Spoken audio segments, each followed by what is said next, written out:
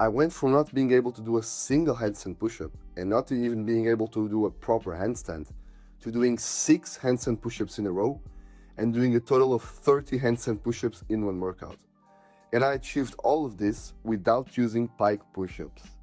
I used a superior method which allowed me to achieve this, and now I'm going to share it with you for free. In fact, I'm going to make it so detailed for you that you don't even have to buy my program. So right now you're asking, how do you build up the strength to do handstand push-ups without pike push-ups? Because you go everywhere on YouTube and everyone will tell you to do pike push-ups to unlock the handstand push-up, and you actually need strength for this move. You need to press your entire body weight above your head. And you're correct on the second point. But instead of doing pike push-ups, I use the military press. This is my secret, this is my magic exercise, which allowed me to unlock the handstand push-up and allows me to keep getting stronger in the handstand push-up and increasing my numbers. And I'm going to share the strategy that I use with this movement with you, so you can unlock the handstand push-up and increase reps if you can already do them. So, why is the military press superior to pike push-ups? First, you need to understand why pike push-ups are so shit for the handstand push-up. So we need to ask ourselves, why are we doing pike push-ups in the first place?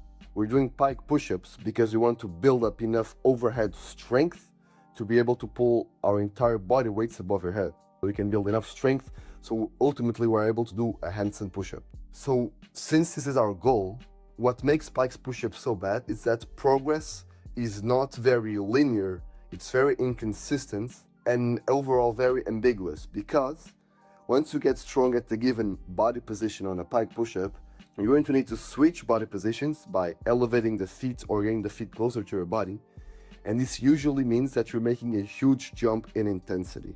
Especially when you try to progress from pike push-ups to wall handstand push-ups, it's just really hard and you can barely even get one rep.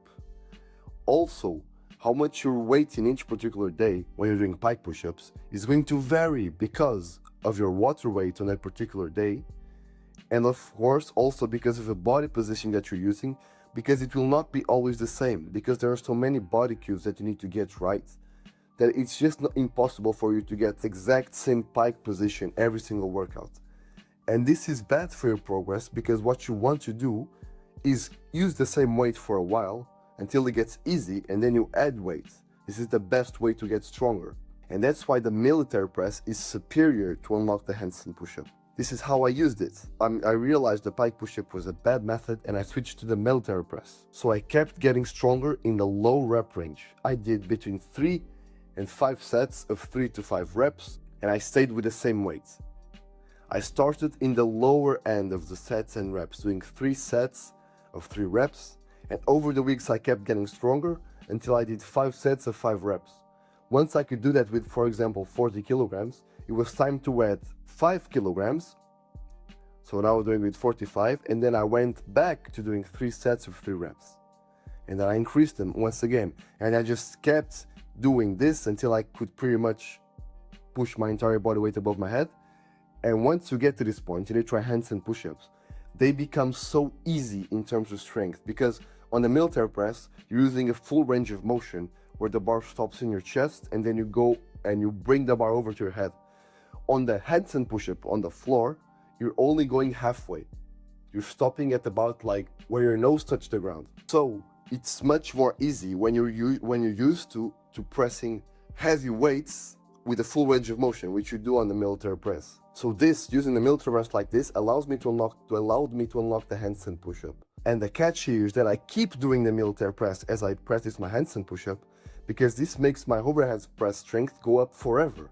So every time I get into my handstand push-up sessions, I don't need to worry about whether I'm getting stronger or not, because I know my overhead press strength is there, and I just need to do attempts to increase my handstand push-ups. Because if I'm worried about increasing both strength and the balance on the handstand push-up, which is the limiting factor for me and for most people, that would be very bad for my progress. But because my strength is already going up, because I train the military press once a week, I can just do handstand push-ups, do attempts and increase my reps and focus on the balance. And this strategy is exactly what I teach in my program. Everything I teach in this program, which you can find in the description, is the strategy that I used to unlock the handstand push-up and then to increase reps in the handstand push-up, as I kept getting stronger and bigger without losing my strength and increasing my strength on the handstand push-up. If you're interested and you want to follow my strategy, go check it out. It's the first link in the description.